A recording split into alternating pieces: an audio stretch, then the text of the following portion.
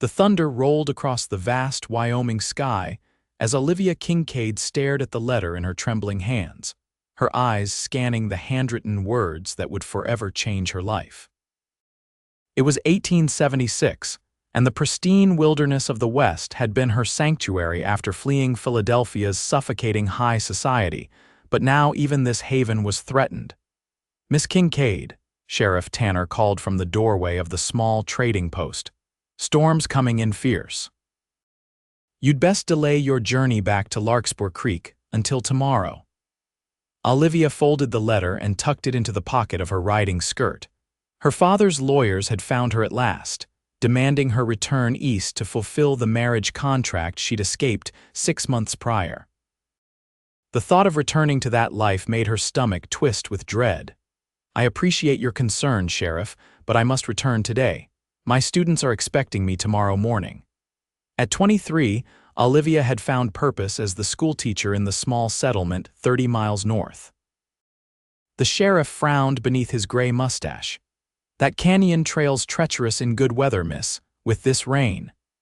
"I know the trail well," she assured him, though her confidence wavered as another clap of thunder shook the wooden beams overhead. As Olivia gathered her supplies, the trading post door swung open, bringing with it a gust of wind and the imposing figure of a man she'd seen occasionally, but never spoken to. Owen Keller stood 6 feet tall, his broad shoulders filling the doorframe, dark hair pushed back beneath a worn Stetson. At 28, he'd earned a reputation as one of the territory's most skilled ranchers, though rumors of a troubled past from Texas followed him like shadows. "Afternoon, Sheriff," Owen nodded, his voice deep and controlled. His eyes, keen as a hawk's, settled briefly on Olivia before he approached the counter. "Keller," the sheriff acknowledged. "Try talking some sense into Miss Kincaid here. She's fixing to ride back to Larkspur with that storm bearing down." Owen turned, studying her with an intensity that made Olivia straighten her spine. "That'd be unwise, madam. I appreciate everyone's concern," she replied firmly, "but I've made my decision." Owen shrugged and turned his attention to the shopkeeper. "Need supplies for the south pasture fence line. We've got cattle straying toward Diamondback Canyon." The name sent a chill through Olivia. Diamondback Canyon was her route home, a narrow passage that cut through the mountains, saving nearly 10 miles compared to the main road. 20 minutes later, Olivia secured the last of her packages to her mare, Penny. The rain had started, not the downpour predicted, but a steady drizzle that dampened her resolve without breaking it. She mounted with practiced ease and nudged her horse toward the trail. She was barely half a mile out of town when the sound of hoofbeats approached from behind. Owen Keller drew alongside her, his expression unreadable beneath the brim of his hat. "This isn't a good idea, Miss Kincaid," he said without preamble. "Mr. Keller, while I appreciate your concern, it's not concern," he interrupted. "It's common sense. That canyon fills fast when the higher elevations get rain. There's been heavy precipitation north of here for days." "I'm aware of the risks," she replied stiffly. "Are you?" His eyes locked with hers. "Because I pulled 2 bodies from that canyon last spring when they tried the same thing." The bluntness of his words gave her pause, but the letter in her pocket felt heavy as lead. If she didn't return to Larkspur tonight, she wouldn't have time to pack her things and leave before her father's men arrived. "I have urgent business," she said finally. Owen studied her face, then glanced at the darkening sky. "Then I'll ride with you." "That isn't necessary. Didn't say it was necessary. Said I'll do it." He adjusted his hat against the increasing rainfall. "I was heading that direction anyway." Olivia wanted to refuse, but practicality won out. Having a companion familiar with the territory was sensible, especially as the weather deteriorated. "Very well." They rode in silence for the first hour, the trail winding through pine forests before beginning its descent toward the canyon. The rain fell harder now, drumming against Olivia's oilskin coat. She watched Owen from the corner of her eye, noting how he frequently scanned the sky and surrounding landscape. "You're running from something," he said suddenly, his voice carrying over the rain. Olivia stiffened. I don't know what you mean. Nobody rides into this weather without good reason, and the way you keep looking over your shoulder. He shrugged. Reminds me of someone with ghosts on their trail. She considered denying it but found herself strangely compelled to speak truth to this taciturn man. Not ghosts, lawyers. A hint of surprise crossed his features. You're in trouble with the law? No, she smiled ruefully. Family law, perhaps. My father arranged a marriage before I left Philadelphia. I refused, so I came west. And now they've found me. She hadn't meant to reveal so much, but something about the isolation of their journey loosened her tongue. If I don't return to my cabin tonight, I won't have time to leave before they arrive in Larkspur tomorrow. Owen nodded slowly, as if pieces of a puzzle had fallen into place. So you'd risk the canyon rather than face them. Some cages are made of gold, Mr. Keller, but they're cages nonetheless. Something flickered in his eyes' recognition, perhaps. Call me Owen, he said after a moment. If we're going to risk our necks together, might as well use first names. The trail narrowed as they approached the canyon entrance. Diamondback earned its name from both its winding shape and the rattlesnakes that sunned themselves on its rocks in warmer months. Today, however, the danger came from above. The rain had become a deluge, water streaming down the rock walls that rose on either side. I don't like this, Owen called over the roar of the storm. The water's rising faster than I expected. Olivia surveyed the path ahead. The normally dry canyon floor now held several inches of swiftly moving water, but the trail remained passable. We're already committed, she shouted back. It's just as far to return as to continue. Owen's expression darkened, but he nodded. Stay close. They pressed forward, the canyon walls rising ever higher around them. Their horses moved cautiously, sensing the danger in the rising water that now reached their fetlocks. Olivia's heart pounded as they navigated a particularly narrow bend, her mare balking at the rushing current. Easy, Penny, she soothed, stroking the horse's wet neck. Where almost her words were cut short by a sound that chilled her more than the rain, a distant roaring that grew louder with each passing second.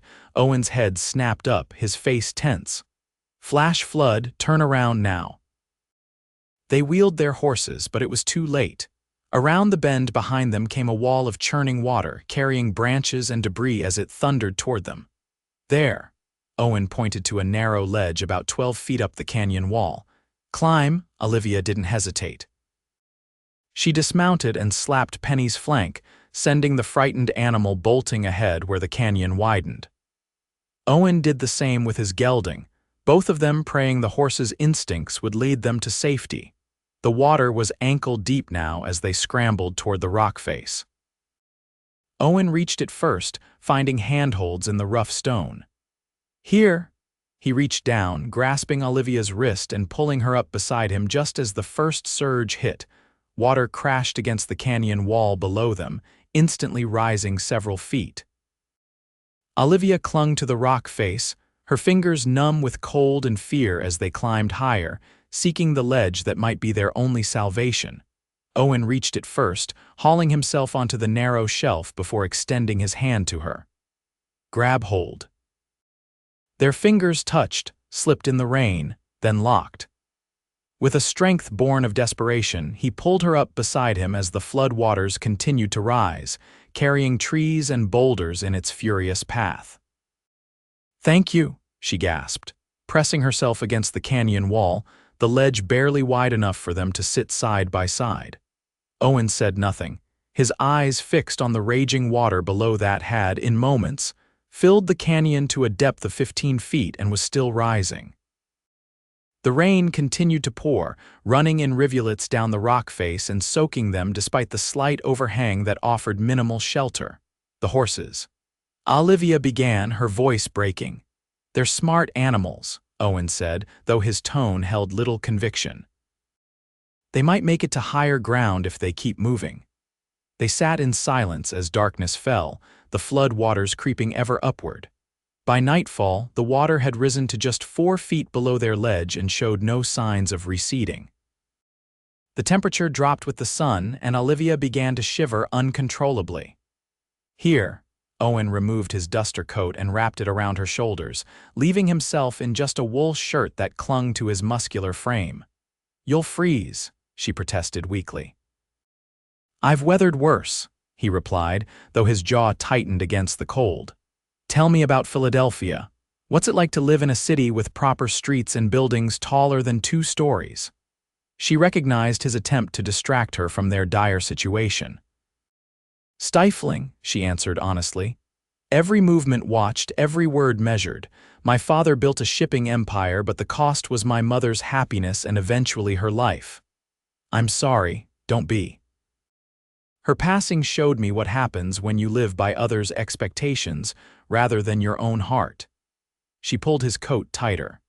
"The man my father chose for me, Harrison Blackwell, he's cut from the same cloth. Wealthy, respected, and utterly concerned with appearances and social position." "And that's not what you want," Olivia laughed softly. "What I want is to teach children to read, to watch their eyes light up when they understand something new.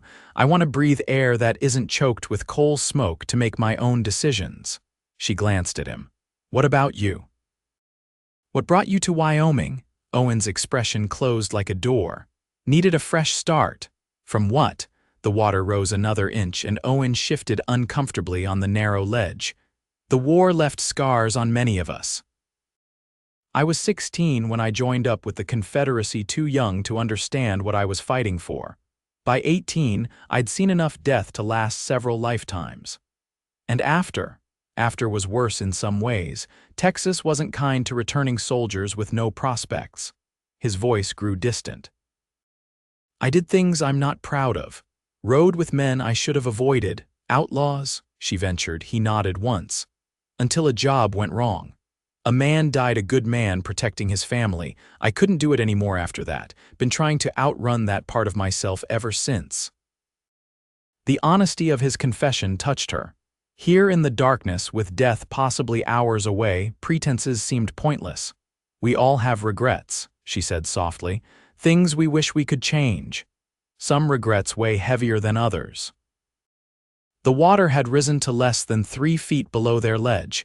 If it continued at this rate, they'd be forced higher before morning if there was anywhere higher to go. "We should try to conserve heat," Owen said practically. "Turn toward me." Olivia complied, and he pulled her against his chest, wrapping his arms around her.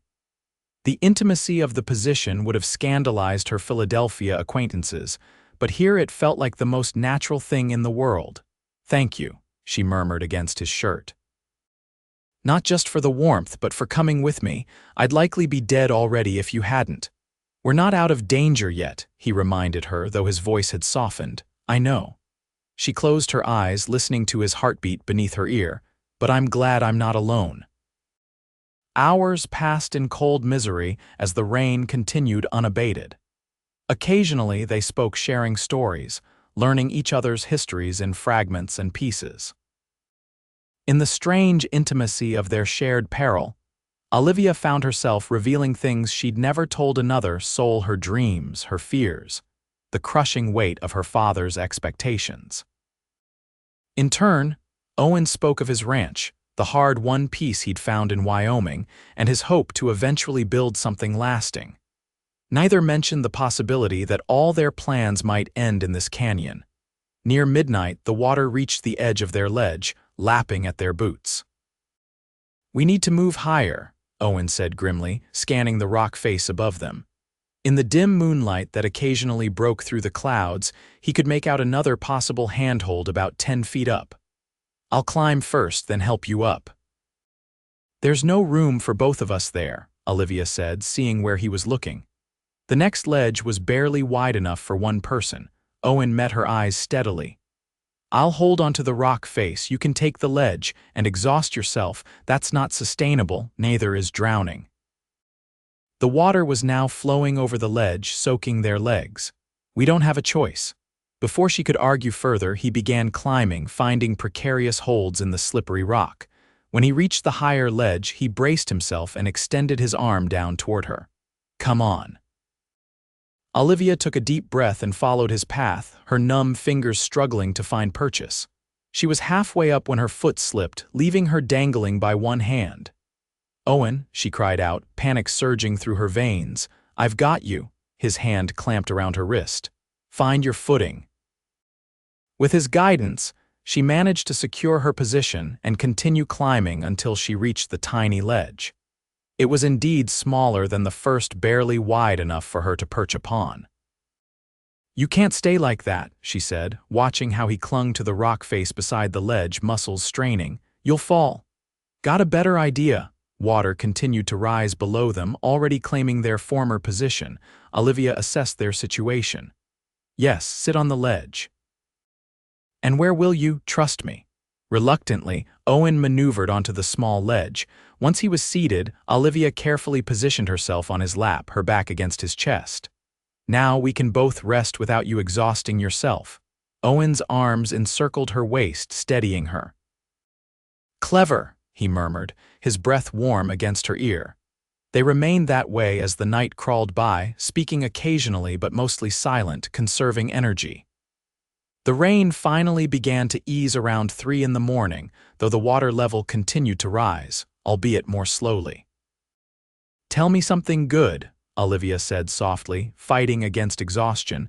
"Something to look forward to if we survive this." Owen was quiet for so long she thought he might not answer. "Spring on the ranch," he finally said.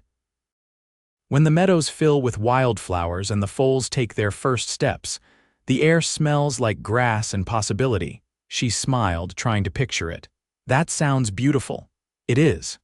His arms tightened slightly around her. "What about you? What's your something good?" "Christmas at my school," she replied without hesitation. "The children perform a pageant for their parents. Last year, Tommy Jenkins, who can barely sit still for 5 minutes any other time, memorized an entire poem about winter stars, the pride on his face when everyone applauded." She sighed. "That's worth everything." Another hour passed. The water had risen to just 2 feet below their new perch when Owen tensed behind her. "What is it?" she asked. "Listen." At first, Olivia heard nothing beyond the rushing water, then she caught a change in the sound, a subtle shifting. "It's receding." "I think so." Owen's voice held cautious relief. "The rain's stopped up north. If we're lucky, the water will drop before dawn." They watched in silent hope as the water level indeed began to fall, inch by precious inch. By the first light of dawn, it had dropped nearly 4 feet, revealing their original ledge once more. "We should wait longer," Owen advised when Olivia suggested moving down. "Flash floods are unpredictable, could be a temporary drop." But as the eastern sky brightened from black to deep purple, then to pink and gold, the water continued to recede, eventually revealing sections of the canyon floor. "I can't feel my legs," Olivia admitted when they finally decided to climb down. Hours in the same position had left her muscles cramped and useless. Owen considered their options. "Put your arms around my neck." "What?" "I'll carry you down. It's safer than risking a fall if your legs give out." Too exhausted to argue, Olivia complied. With surprising gentleness, Owen lifted her onto his back, her arms encircling his neck while he carefully navigated down to their original ledge. The descent to the canyon floor was more challenging, but he managed it with methodical precision, testing each handhold before committing his weight. When they finally reached the muddy ground, the water had receded to a stream running down the center of the canyon. Owen didn't set Olivia down. "Your legs need time," he explained. "And this mud will suck the boots right off your feet. I'll carry you until we find solid ground." "That could be miles," she protested weakly. "Then I'll carry you for miles." The determination in his voice brooked no argument. With Olivia on his shoulders, Owen began walking, following the canyon as it gradually widened. The rising sun revealed the devastation left by the flood-uprooted trees, scattered boulders, and debris hanging from rock outcroppings 15 feet above their heads. "We wouldn't have survived if we'd stayed on horseback," Olivia murmured, surveying the destruction. No, Owen agreed grimly. We wouldn't have. After an hour of slow progress, Olivia insisted on trying to walk. Her first steps were wobbly but grew steadier as circulation returned to her limbs. They continued side by side, emerging finally from the canyon into a broad valley bathed in morning sunlight. I know where we are, Owen said, orienting himself. Larkspur Creek is about 5 miles northeast. My ranch is closer 3 miles west. Olivia nodded, suddenly remembering the reason for her desperate journey. What time do you think it is? Early yet, maybe 7, she calculated quickly. The morning stage from Cheyenne would arrive in Larkspur around noon, if my father's men are on it. Then you still have time, Owen finished. But not if we stand here talking about it. They set off across the valley, their pace hampered by exhaustion and the lingering effects of their night in the cold. When Olivia stumbled for the 3rd time, Owen wordlessly lifted her onto his shoulders again. This is ridiculous, she protested. You're as tired as I am. Probably, he conceded, but I've got a few inches and about 50 pounds on you. It's more efficient this way. She couldn't argue with his logic, though she marveled at his endurance after the ordeal they'd shared. They traveled in companionable silence, both lost in their thoughts. What will you do? Owen asked eventually. When you reach your cabin, pack what I can carry and leave before they arrive. She sighed, feeling the weight of uncertainty. Head further west, perhaps Oregon or Washington territory, starting over again. I'm becoming quite practiced at it. She tried to keep her tone light, but weariness seeped through. Owen was quiet for several minutes before speaking again. There's another option. Oh, my ranch, I could use a schoolteacher. He cleared his throat. For the children of my ranch hands, I mean, and others nearby. They have to ride 10 miles to the school in Fossil Creek now. Olivia was stunned by the offer. You do that? For someone you barely know? Owen stopped walking and carefully set her down, turning to face her. In the clear light of morning, she could fully see his face for the first time since their ordeal began, the strong jawline shadowed with stubble, the lines at the corners of his eyes, and something vulnerable in his gaze that hadn't been there before. I know you risked everything for freedom, he said quietly. I know you care more about teaching children than social standing. I know you remained calm in the face of death and you think of others before yourself. His eyes held hers. I'd say I know the important things. Olivia's heart beat faster. And what would people think? A single woman living on your property, you could stay in the old foreman's cabin. It's small but sound. As for what people think, he shrugged. People will talk regardless. Question is whether their talk matters more than your freedom. The offer tempted her more than she wanted to admit. Not just the practical solution it presented, but the chance to remain near this man who'd shown her such quiet strength. I'll consider it, she said finally. But first, I need to reach my cabin. They continued their journey, Owen carrying her when the terrain grew difficult, walking beside her when possible. By mid-morning, they crested a hill and saw Larkspur Creek in the distance, the small collection of buildings nestled along the banks of the stream that gave the settlement its name. My cabin is on the northern edge, Olivia said, pointing. If we hurry, I can gather my things and be gone before the stage arrives. They quickened their pace, but both were reaching the limits of their endurance after the night's ordeal. As they approached the outskirts of town, they heard the distant sound of hoofbeats. Riders, Owen said, shading his eyes. Coming from town.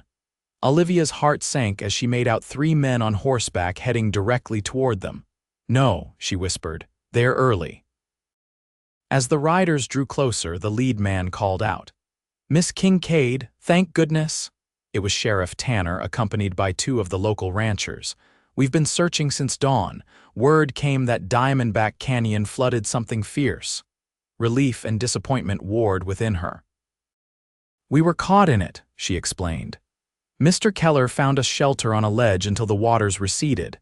The sheriff's gaze shifted to Owen, taking in their bedraggled appearance and obvious exhaustion. That's so? Well, you're a lucky woman, Miss Kincaid. Most who get caught in those flash floods don't live to tell about it. I'm aware, she said, glancing at Owen with a warmth she couldn't hide. "Mr. Keller saved my life." "Well now," the sheriff said, a knowing look crossing his weathered features, "that's something indeed." He cleared his throat. "There's something else you should know, miss. 2 gentlemen arrived on yesterday's evening stage from Cheyenne, been asking all over town for you." Olivia's breath caught. "Yesterday's stage, but that's not possible, it doesn't arrive until noon." "Schedule changed last month," the sheriff explained. "Comes in at 4 now on account of the new mail contract." Her mind raced. If her father's men had arrived yesterday, they might already be at her cabin. Her chance to escape unnoticed was gone. "They're staying at the Larkspur Hotel," the sheriff continued. "Fancy-dressed fellows, said they represent your father's interests." Owen stepped forward. "Sheriff, Miss Kincaid and I have had a trying night. Perhaps you could escort her to my ranch instead of town. She's in need of rest before facing any business matters." The sheriff raised an eyebrow. "That right, miss? You want to go to Keller's place?"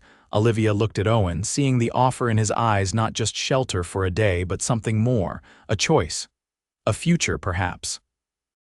In that moment, with the sun warming her face and her heart full of newfound courage, the decision seemed clear. "Yes," she said firmly. "Yes, I would." 3 days later, Olivia stood on the porch of the old foreman's cabin, watching the sun set over Owen's ranch. She'd spent the first day sleeping, recovering from the ordeal in the canyon.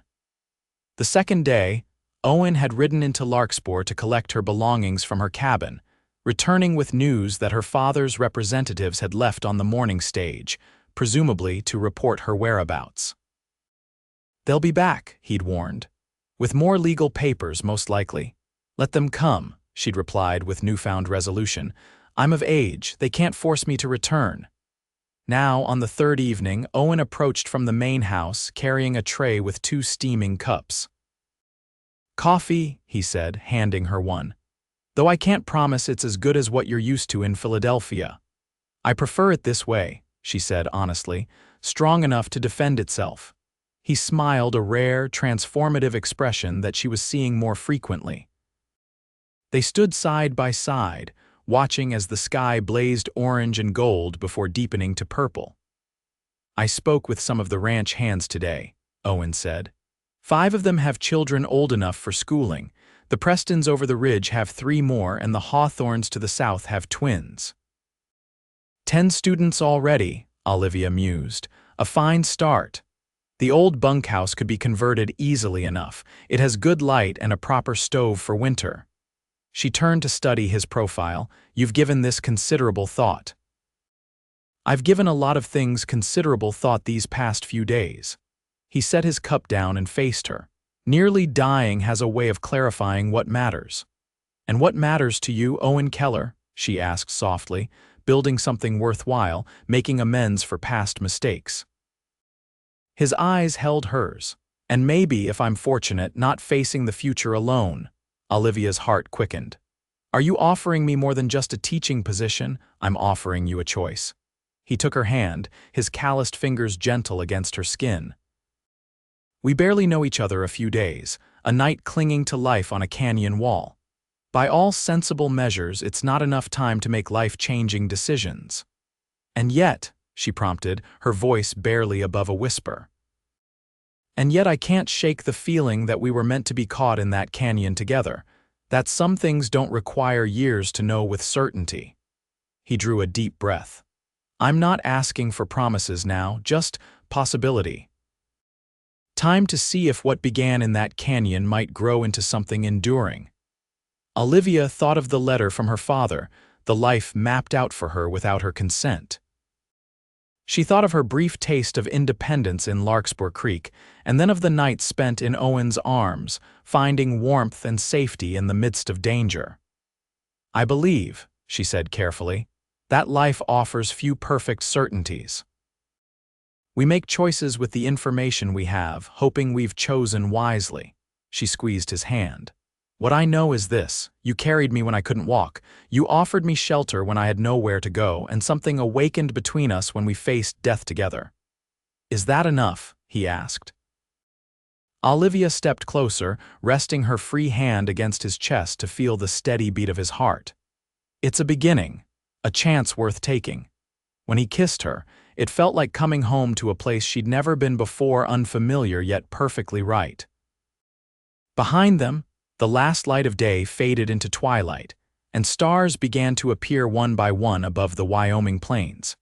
6 months later, the converted bunkhouse echoed with children's voices as Olivia concluded the day's lessons. 15 students now attended her school, the original 10 joined by children from more distant ranches who boarded during the week. Owen waited outside as the children filed out, nodding to each one as they passed. When the last had gone, he entered the schoolhouse, removing his hat as he approached her desk. "Productive day?" he asked, watching as she organized papers. "Very." Tommy Preston finally mastered his multiplication tables, and little Grace Hawthorne read an entire passage without hesitation. She looked up at him with a smile that still made his heart skip. "And how was your day, husband?" The words still felt new and wonderful, though they'd been married for 3 months now. After returning from a trip to Cheyenne with a special license, they'd exchanged vows in a simple ceremony attended by their neighbors and friends. Olivia had written to her father afterward, not seeking permission or forgiveness, but simply informing him of her new life and name. "Busy," Owen replied, leaning down to kiss her briefly. "Finished mending the north fence line and the new foal is doing well." He paused. "And a letter came for you." He held out an envelope bearing the elaborate letterhead of Kincaid Shipping. Olivia took it with steady hands, no longer fearing her father's attempts to control her future. She opened it and read quickly, her expression shifting from concentration to surprise. "What is it?" Owen asked. "My father." She began, then shook her head in wonder. "He's coming to visit. Next month if the weather permits travel." Owen's eyebrows rose. "Is that good news or bad? I'm not entirely sure." She read further. "He says he wants to see the life I've chosen for myself.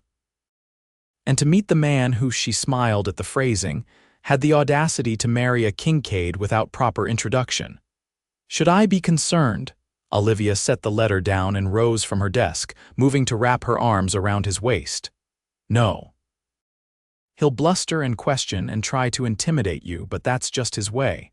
The important thing is that he's making an effort." Owen nodded thoughtfully. "Then we'll welcome him properly.